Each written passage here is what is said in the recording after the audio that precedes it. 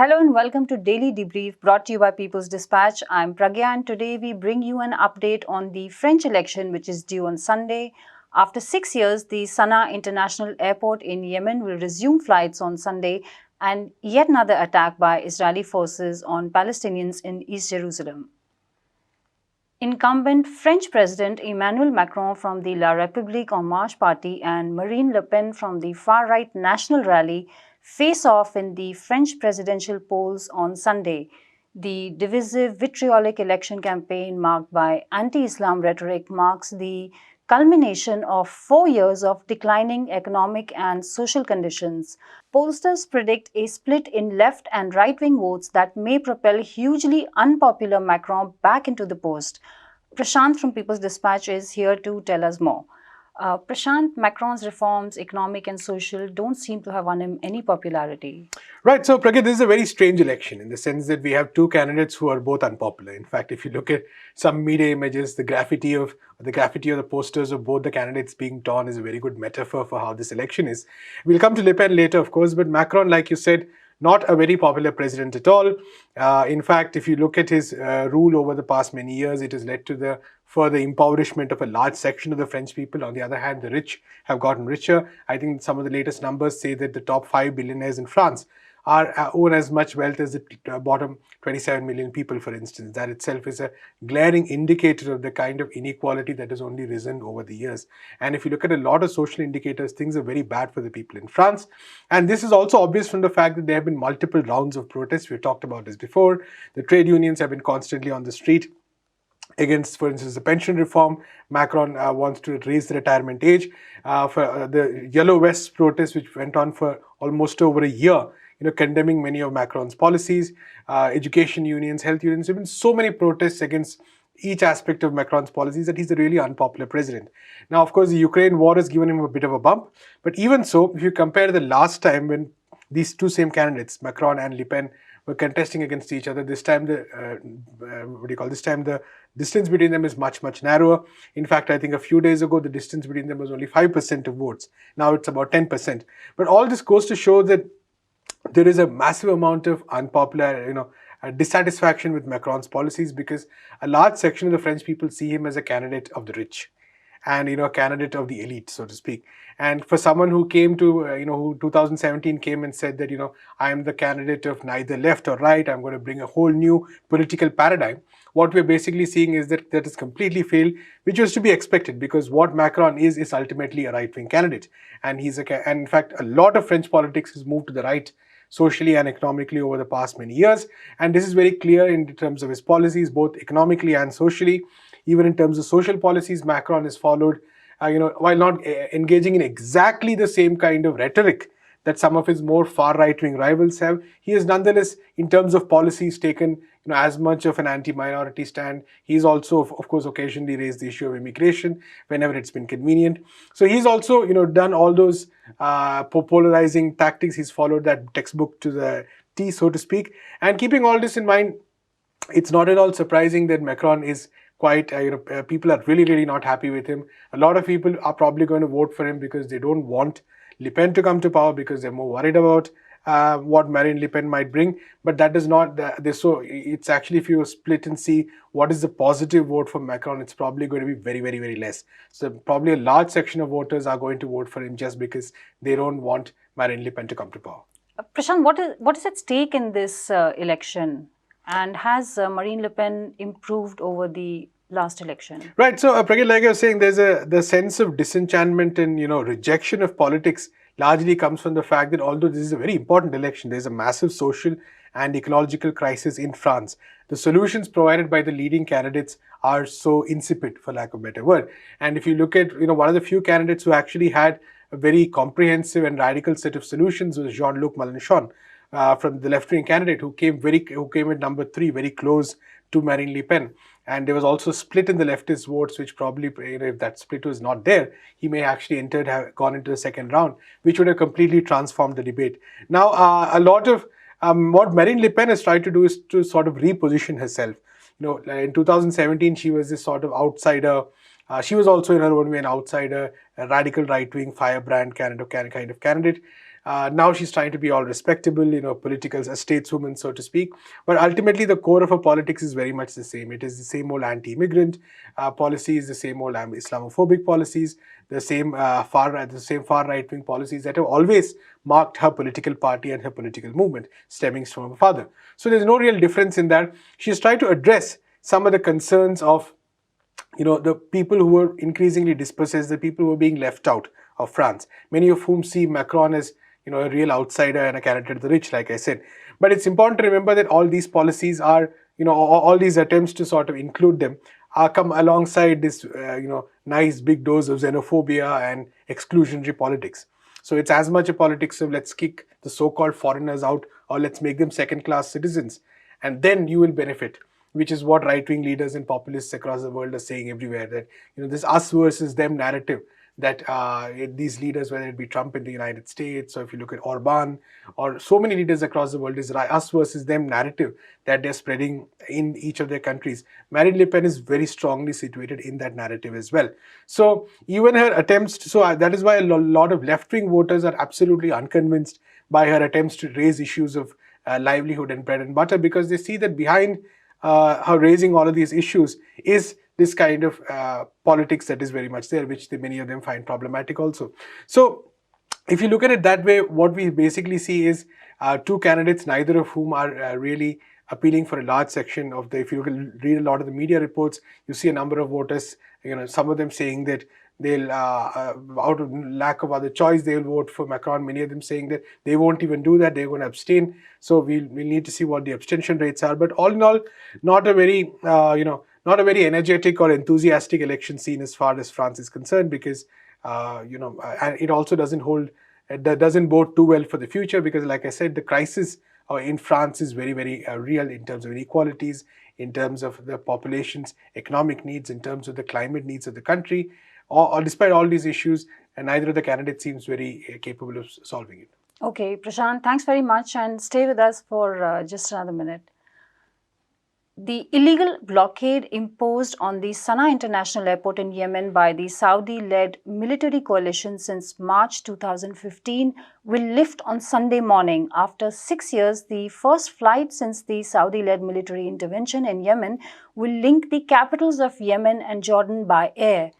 Yemenia Airways has announced that it will fly from Sanaa to Amman on Sunday morning, and that weekly flights to Jordan will follow. The airport reopens after the 2nd April UN-brokered ceasefire between the Houthis in Sanaa and North Yemen and the south, controlled by the Saudi-backed coalition. We'll go back to Prashant for more details.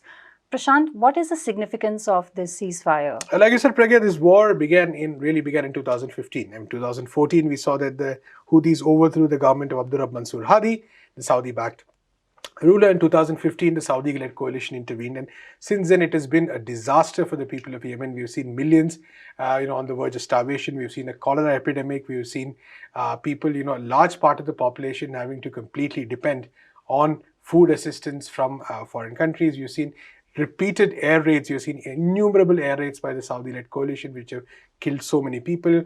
I think the total number of lives lost in this war was around 377,000. That was the latest estimate.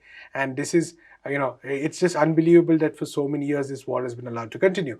Now, what has happened over the past, it's a very asymmetric war. Let's be very clear about this, because the Saudi-led coalition obviously has a superiority in terms of military technology.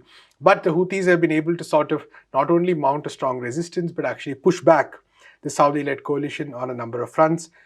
We've seen battles taking place around the crucial region of Marib in recent times. Like you said, Sanaa, the capital, is already under their control. So despite it being a very an uneven in terms of relative military strength, while they're at a disadvantage, using their low technology weaponry, despite the fact that they've not had so much supplies, they've still been able to maintain this very strong resistance. And it's arguable that were it not for the assistance of the Saudi-led coalition, the Houthis may have completely taken over the country by now. So probably mistaken to call the Houthis rebels is many sections are often tend to do. So this truce, on the other hand, is actually a very positive element, because it probably marks some kind of breakthrough. and at the least we possibly see this thing of some humanitarian access happening. So now we have the Sanaa airport if it opens, and if it stays open. Now that's a big thing because this is the April 2nd Ramadan ceasefire. So it's a 2-month ceasefire. So if it stays for that 2 months period of time, there is talk of the Hodeidah port also being reopened. That has also been under a blockade. So the possibility of more humanitarian aid shipments coming through might actually be of great benefit. The fact that if aid supplies are systematically provided, it could lead to an improvement in quality of life. People could be free from the constant fear of bombing and raids, which itself is a very big thing. So all this together, the ceasefire is a very, even if it's a short one, it's a very significant one. In terms of its larger significance, we'll need to see. Do you think that this ceasefire is going to last, Prashant? So good question. I think it really depends on multiple issues. One is the fact that what is the sort of regional, what is the long-term regional, balance of forces, so to speak, on this issue is really an important question. Now, we know that the Saudi-led coalition, has been very merciless on this count, but we also know that in recent times they have faced a number of blows from the Houthis. The UAE has been, hit by Houthi attacks. Saudi Arabia has been hit by Houthi attacks, and this has in some ways demonstrated the fact that, despite the fact that the Houthis are kind of slightly on the relatively weaker in terms of equipment, they still have the capacity to attack in the very heart of countries like Saudi Arabia and the UAE, which are heading this coalition, right? On the other hand, the Saudis once the UAE has once again entered the war in recent times, they have also made some advances. So the real question is there some kind of a understanding from both sections that this can just go on endlessly? So it might make sense to start thinking in terms of negotiations, some kind of truce. Of course, we also know that this is the same time when Iran, which is close to the Houthis, and some of the Gulf countries have also been having their own sets of negotiations. The Iran nuclear deal might at some point hopefully be signed. So keeping all this, we are seeing a lot of churning in the region. So the war in Yemen might also be part of this churning as well. However, let's be very clear, it is still a very flimsy, a very volatile situation. There's still been some fighting in the regions around the airport as well. All it could take is a small incident one way or the other, and again it could go back to a full-fledged battle. So it is a very volatile ceasefire. Let's be very clear, peace is the need of the hour in Yemen, especially considering that it's been called the worst humanitarian crisis of the century. But the fact remains that whether, especially the Saudi-led alliance, the responsibility on them is of course much higher because of the amount of the impact they've been having, the fact that they're supplied by so many international players. So a large question not only to Saudi-led alliance, to the United States, which supports them, to the United Kingdom, to countries in the European Union. All of them have a big responsibility here when it comes to keeping this ceasefire because, their negotiations, Yemen has been a big issue among all these countries for a long time.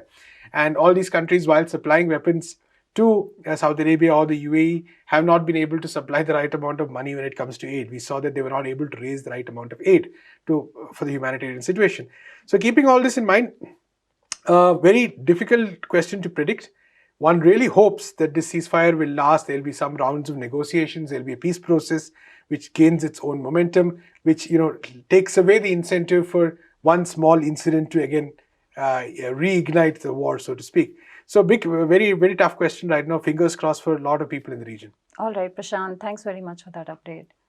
Hundreds of members of Israeli forces attacked worshippers gathered at Al-Aqsa Mosque in East Jerusalem early on the morning of 22nd April in the second consecutive attack on a Friday.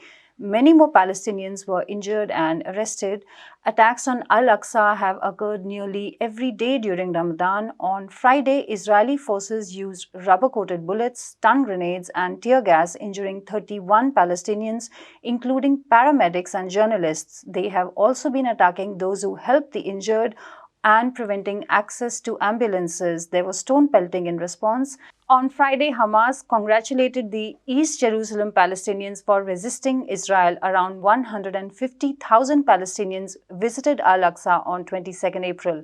Simultaneously, Israel has unleashed a military onslaught on neighborhoods inside South Gaza. We return to Prashant.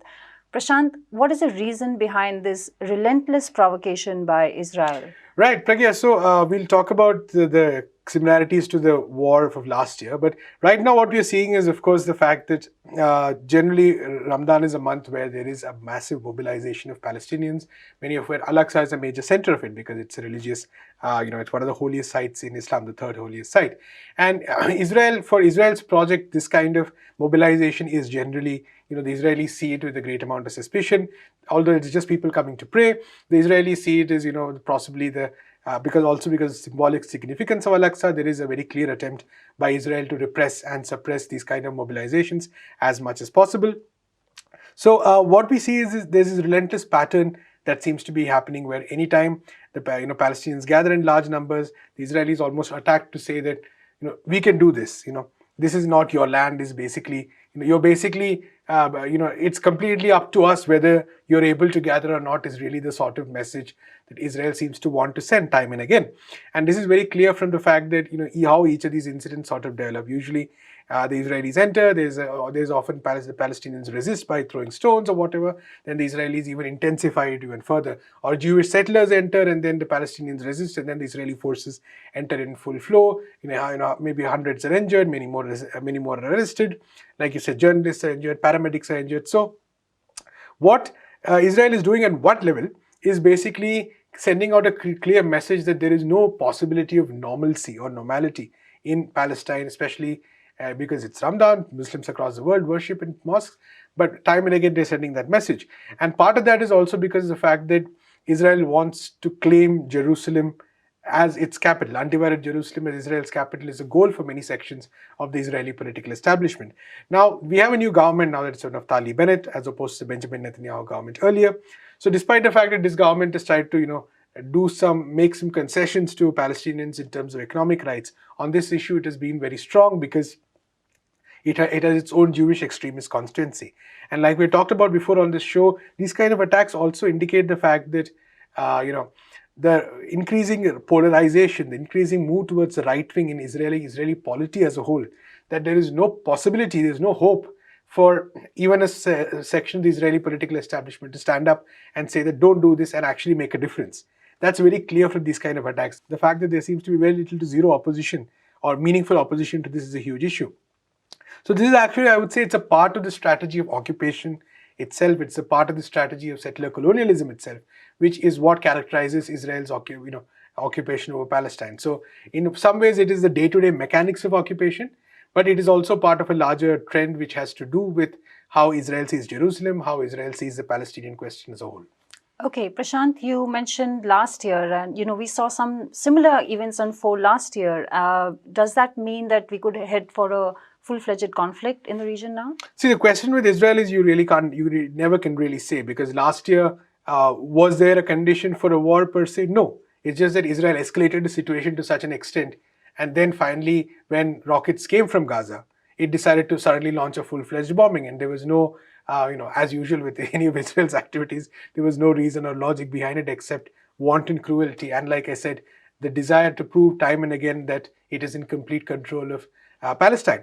So it's pretty much exactly the same situation now. Like we said, on the one hand, we have attacks on Al-Aqsa in occupied East Jerusalem. We have seen bombings on Gaza again on the claim that, rockets are fired from Gaza, etc. Let's be clear, none of these rockets, many of these rockets don't make it through Israeli territory. Even if they do, there is almost zero reports of any damage being caused, right? Last year, the Israelis were complaining that balloons, the kind of fiery balloons were being sent over, inflammable balloons. So, and that was one of the reasons for that attack as well. So, it's very, one really hopes that this does not become a repeat of last year's situation. The problem, of course, is that it is very convenient for each and every Israeli government to create a situation like this to further strengthen its political support among the Jewish right-wing majority sections. Now, Naftali Bennett's government is in a very difficult situation because it has exactly 60 members in the 120-member Parliament or Knesset. But if you look at it, one of its constituents of this coalition government is the United Arab League, which has 4 members, which has threatened to withdraw if a situation escalates further. Now, this could be a political gimmick or a maneuvering bit, of course, but this also puts the government has to be a bit more cautious. While it will want to sort of say, gain more support from the right-wing sections of Israeli society, it also knows that maybe taking it too far might result in it losing power altogether, because if the United Arab League withdraws, then they're in a minority government, and then Benjamin Netanyahu, who everybody hates in Israel or in the Israeli political spectrum, could somehow manage to come back to power as a prime minister. So I think the Naftali Bennett government will try to strike a balance. They may not go all the way there as last year, but they will, I think, nonetheless continue to increase persecution time and again, and really push the Palestinians to a breaking point. That's what their attempt is. The important thing, of course, for the Palestinians is that the resistance has continued. We saw the resistance last year. We saw it over the last decade. We will continue to see it as well. So remains to be seen what's going to happen. One really hopes, again, like in the last story, that this does not result in an all-out Israeli attack, because the humanitarian costs are unbelievable. Gaza has not recovered from the 2021 bombings, which were unbelievable in their cruelty and wantonness. Okay, Prashant, thanks very much. I'm sure this story will be coming back to again.